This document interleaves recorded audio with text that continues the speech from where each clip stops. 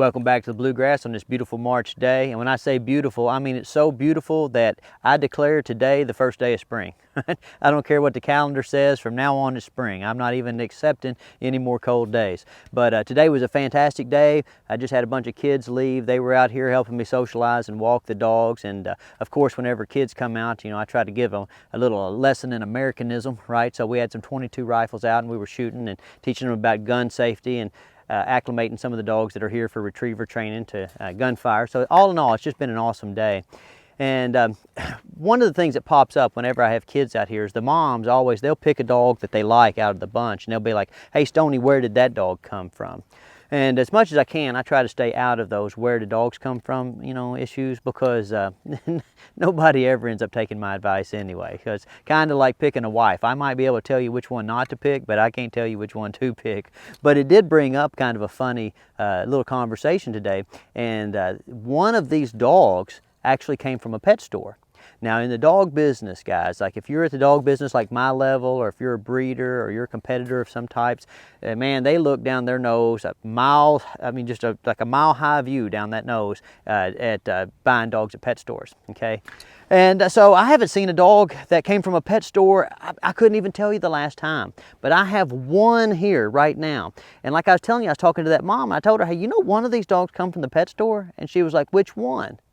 And when she said which one, that made me think this might make a pretty good video, because she couldn't tell which dog came from the pet store. So I thought what we would do, I had to paint this target real quick. Then we're gonna run up there to the Small Challenges course, and George and I are gonna walk some dogs, and I'm gonna let you guys vote below and see if you can pick which one of these dogs came from the pet store. All right, so how this game is going to work is I'm going to walk some dogs, and each time I walk a dog, I'll tell you the dog's name and its breed, and then you guys, come on, Weller, you guys can vote below as to which dog you believe is most likely from a pet store. Up, up. Now this is Weller. Weller is an Australian Shepherd Poodle cross, also known as an AussieDoodle. Now these little AussieDoodles they're pretty good little dogs.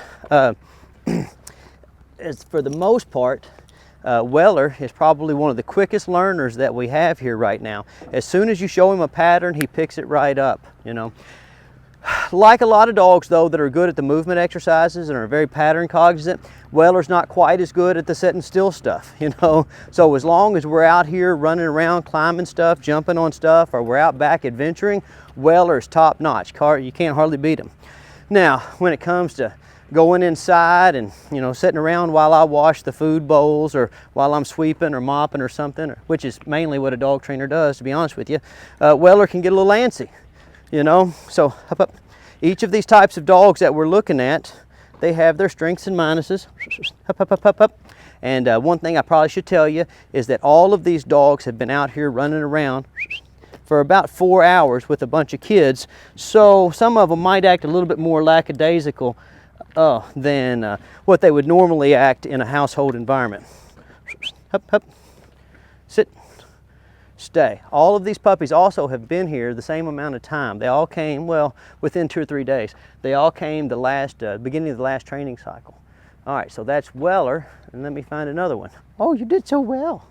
All right, now we'll walk Daisy, a nice little black lab puppy. Oh, come on, Daisy. Come on. Now, for you guys who watched the puppy exercise video from last week, you'll remember that Daisy was a hard charger for that whole video, which turned out to be a 30-minute video, and I had to cut 15 minutes of it out because these puppies just went and went and went. And that was 45 minutes of good, solid, hard playing, and this dog here was at the forefront of it all. Well, you'll see that she's kind of not so rambunctious right now, okay? That's because she met her match this morning with a family full of little kids that had higher energy levels than her. Everything is relative, guys. So you can have a puppy that seems to have a high energy level.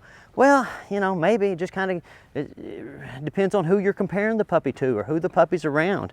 And so this dog, hey, she normally, like, there's no end to the amount of loving and playing and treat work and running around and wrestling and stuff that she likes to do. But at about, what time is it now, cameraman? It's 1 o'clock now. At about 11:30, she looked at me and she was like, hey, Stonnie, are these kids ever going to give this up? And I was like, I don't know, So we kind of flipped the script on her. when her mom called me originally, you know, she was like kind of terrorizing the kids around her house. And so she got a little dose of that for herself today, make her have a little empathy. Up, up. Very nice. Now we'll go up this A-frame. Come on, come on, up, up, up, up, up, up. Wait. Good, easy. Now we'll have to go back over the A-frame since I've got my tent out, airing it out. Come on, up, up, up, up. Very nice. Put a little extra effort into it. You can do it. Good, easy. Very nice. Very nice. Up, up. Oh, come on. Very nice. And sit and stay. All right, so she did the course, Weller did the course. Which one of them do you think came from the pet store? Or do you think either one of them come from the pet store? I mean, so you see these two dogs that we've looked at. So far we've only looked at two, but do you think you could just go to a pet store and get a dog as good as either one of those? I don't know. Right now Pepper has come over here and she's decided she wants to be next on the list of did I come from a pet store or not. Now Pepper, oh, let me grab my leash. Pepper is an American Bulldog. Come on Pepper, you can do it. Up, up, very nice. Well, you don't see too awfully many dogs like this out here. I take them every once in a while. They can be a lot of extra labor. Easy. Come on, you can do it. Very nice. They're really smart dogs and really athletic dogs. They just, you know, weren't bred to do a job in conjunction with a handler. And so sometimes they just come out here and they just don't want to do the things that all the other dogs do. And so it takes you a little longer to build a motivational base. But she's doing pretty good. Come on, come on. Oh, come on, you can do it. Very nice. But you see, like right there, like most of these dogs are going to come and they're going to walk right along this high dog walk, and she just decided she was going to stop and smell something. Who knows why, you know. But that's kind of what it's like having a bulldog. You'll go out and you'll do the same thing Monday, Tuesday, Wednesday, and then Thursday will come and, you know, they'll just have a different idea about what needs to be done that day. And you got to kind of work through that as it pops up. Easy. But all in all, other than a little bit of extra labor and a little bit of extra patience, you know, these dogs are pretty nice dogs. Good dog. Very nice. What you should be asking yourself right now is, you know, would this dog be a big seller at a pet store? You know, so let me get it up here on this A-frame so you can look at her cute face. Because she is cute in the face. Wait. Very nice. Oh, you're a smarty. Would you buy this dog if you saw it at the pet store? If you walked in a pet store, come here, look, cameraman. If you walked in a pet store and you saw that cutie, looky there, you think you could say no to that? Easy. I don't know. It'd be tough for sure. Come on. We're almost done. Up, up, up, up, up, up, up, up. Very nice. Good dog. Up, up. Good. Sit. Stay. Now, other than a couple of hiccups there, you know, she maybe gave me a little hard time on the high dog walk. All in all, she did this course the same as the AussieDoodle did and the same as the Labrador did. And she's doing really well considering the amount of distraction that's going on over at my neighbor's place. All right, you can be done. All right, so now we'll move on to Bailey. Oh, a little German Shepherd. Come on, Bailey. She hopped right up there. And now what I like about all these dogs so far is whenever I'm done with one, you know, another one falls right in queue, and that lets you know that they all look forward to doing the obedience. They all look forward to, you know, working with me. They're not giving me a hard time. Easy. And for being here 2.5 weeks or so, easy. They're making, you know, solid progress. I can't really complain. All right, look here. One finger leash walking. Very nice. Wait. That's pretty solid. Easy. Now this dog here, when the owners contacted me about this dog, you know, typical kind of things people worry about. They're like, oh, this dog's hard-headed or it has selective hearing. And then they emailed me and asked me if I was having any trouble. And I was like, no, not having any trouble at all. Most of the time, guys, if you have a dog and you feel like it's being hard-headed or you feel like it has what some people will define as, you know, selective hearing, then you're just having a problem with how you're regulating the dog's energy level, how you're explaining to them what's expected, or, you know, the motivational base. You know, I mean, that's it really with dog training. it boils down to some simple stuff, right? Can they do it? Do they know that you would like for them to do it? And then are you providing the requisite motivation to give them the incentive to do it? You know, but look, I'm having no problem with this dog at all. Come on, up, up. Very nice. And this is after, like I said, this is after hours of being out with a whole bunch of people, doing a whole bunch of activities. So this is very nice. I'm very pleased with this dog's progress. Sit. Oh, might need a little help on that sit. You can do it. Stay. All right, show him that dog, cameraman.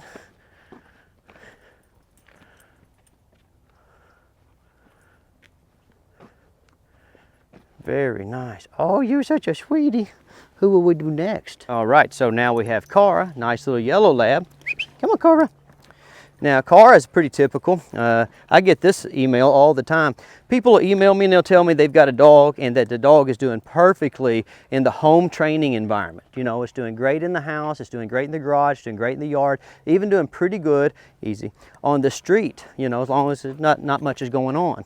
But what happens is when they go out in public, kind of they lose all that training progress, you know, or at least they feel like they do. And so a fella contacts me and says, hey, I got this dog and it's doing great, except I can't get it to mind whenever we're, you know, like in a real life situation. And so what's going on there, guys? Remember I was telling you earlier that dog training really kind of boils down to three things, you know. Are your goals appropriate for the dog's developmental stage and the amount of work you've put into it up to that point? In other words, can the dog do what you'd like for it to do? You know, the second thing is, have your goals been clearly and concisely communicated to the dog? In other words, does the dog know what you would like for it to do? And then the third thing is motivation, you know. Does the dog have a reason to want to do what you want it to do? And so what happens with dogs like Cara, which can be very frustrating, she's super easy to motivate. She really likes food. She really likes attention. She really likes a ball. And so like anytime you ask her to heel or sit or down or roll over and you have a ball or you have some food or you're willing to pet on her and love on her, as long as there's nothing going on, she's like, oh, sure, that's awesome because I really like your attention. I really like the food. I really like the ball. She likes it this much. Here's the problem. At her age, right, she likes going and seeing her buddies and having new experiences this much. That's what's called a relative motivational deficit, okay?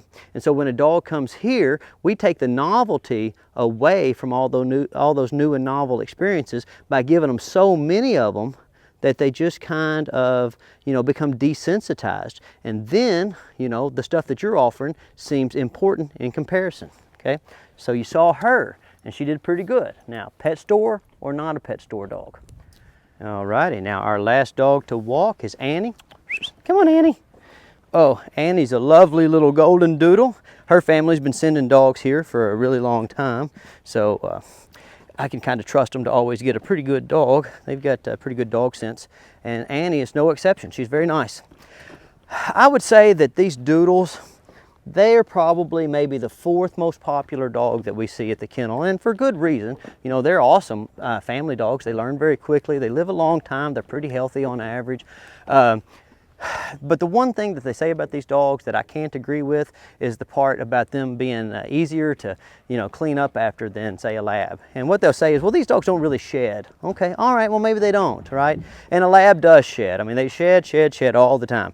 But at least a lab doesn't go out and bring everything in the yard or everything on your adventure walk back in with them, trapped in their coat, you know. I always tell people these doodles, they're kind of like dust mops. So imagine taking a dust mop out and just dragging it along the, you know, the edge of the sidewalk as you walked or took a jog, and then come in and just shake that dust mop in your house and see what happens. Well, of course, all kinds of plant material would come off of it, and pollen, and you name it, bugs. And that's kind of what it's like with these dogs here. Every time we go out back, when we come back in, I spend hours, well, maybe not hours, but I spend too much time picking out little cuckleburrs and stick tights and stuff like that out of her coat, you know. And with the labs, yes, when I come back in, they shed. But all I have to do is sweep that up, and it takes about 1 minute.